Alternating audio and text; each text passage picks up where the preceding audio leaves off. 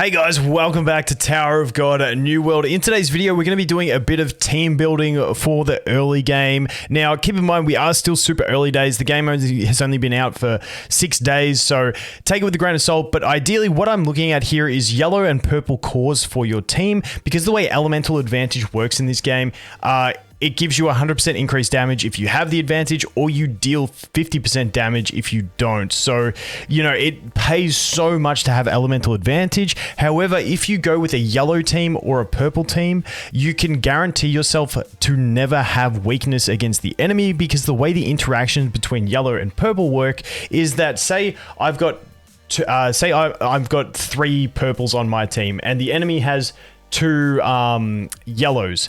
Because I've got more purples than they do yellows, my purples get the advantage. If I had 2 and they had 3, they would have the advantage. So it's all about having more of that opposite color than your enemy. So the reason I like focusing on a core of either yellow or purple for the starting of the game is because it allows you to never be at a disadvantage with your team. And then you can sub in other units of red, blue, and green to cover the enemies that are in the game, just to get that advantage, because it is quite strong. But essentially, we're looking at cores. So let me go through it with you, and then we'll do some sample teams at the top, depending on what you have. So these are the core yellow units. The one thing I want to mention in these core units is Hats is another one that a lot of people will recommend.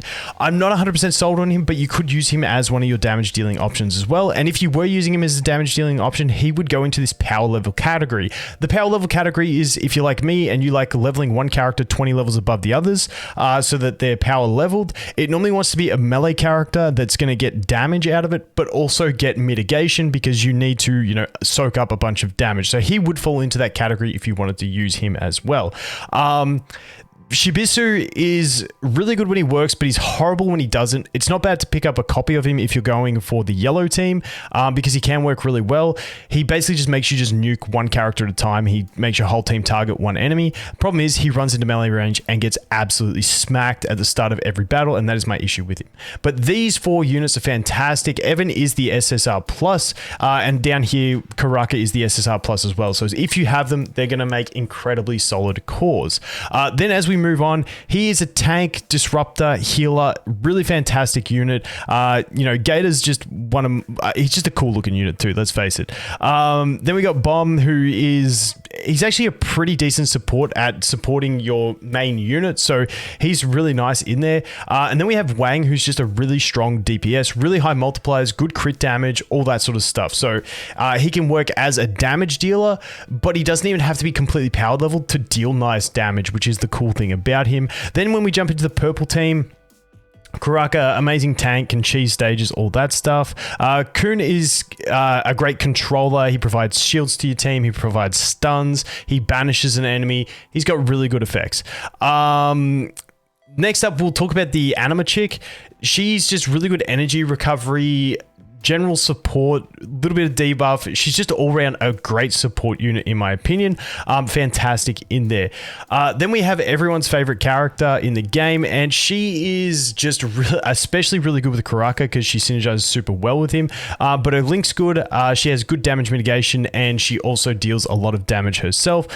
So not too bad on that one either. Then moving down to these power level units. Now, Endorsi is going to be a purple unit as well, but she would be the power level target for this one, because she does lunge to the back row. She has a cheat death. She has stuns, but she's also going to absorb a bunch of damage by getting attacked by those back row enemies. So that makes her a good power level option, especially for the purple core.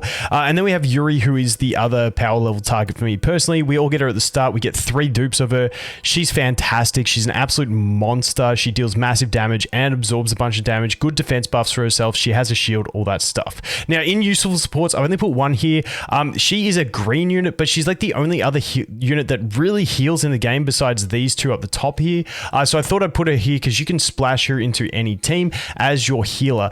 Everything else down the bottom here can be used, but it's more in the elemental coverage type setting. And the ones that I've put in elemental coverage, I wanted to look at the SSR plus units in case you guys have one of these, because these units can be used as power level units, all three of these SSR pluses, and you're going to cover the different elements of green, red, and blue with either one of these, and they're all pretty solid at doing their job. Then I've just got this in here as other options. We've obviously got our green coverage with her. This is our blue tank coverage, and this is going to be our red tank coverage, because normally if you're coming up, you know, if you randomly you come up against a bunch of red units, you want some blue coverage to tank it off, and he would be the one. So that's what those two are in there for, just if you're trying to, you know, slot around teams and stuff like that. So moving on from that, let's jump in and let's make some teams. So let's say you didn't pull any SSR pluses and you want to go with the yellow core. This is what I would look to do. I would have those as your core units, and then you can put him in if he's working. Sometimes he won't. So getting a copy of him won't be too bad, but that would be your core yellow type team that I personally would go for. But then you've got to have your power leveled unit. For me, the power level unit that I would choose in this team would be Yuri. I think she just synergizes really well with this team, with Rock. The way he goes in the front row as well. It's a good synergy, in my opinion, having that. And then if your enemy has like 3 or 4 purple units, then you'll have to bring that extra yellow unit to get the advantage. But otherwise, you could just bring something like her for lunging. You do lose faction. You could bring any one of these guys as well for the support that they bring, or you could bring her for some extra healing. Pretty much that would be my choice of a staple yellow core team with him as a flex option. Like I said, some people would also have hats in there as well as an option, but not me personally. So that is going to be your yellow team that I would build around. Then if you did have him, you can just slap him in that final spot and away you go. You're pretty safe to function from there. Moving on from that, let's jump into our dark team. I always call it dark and light, but it's yellow and purple. That's what they call it.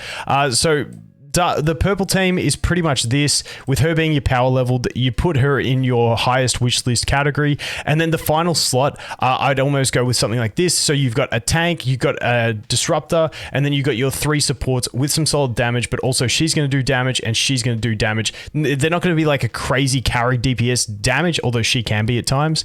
But between all of that, you're going to have enough damage to push through. And that's essentially what you're going to be looking at. Now, if your enemy doesn't have that many yellow units, you can always drop one of these guys for some extra heals if you need it as well.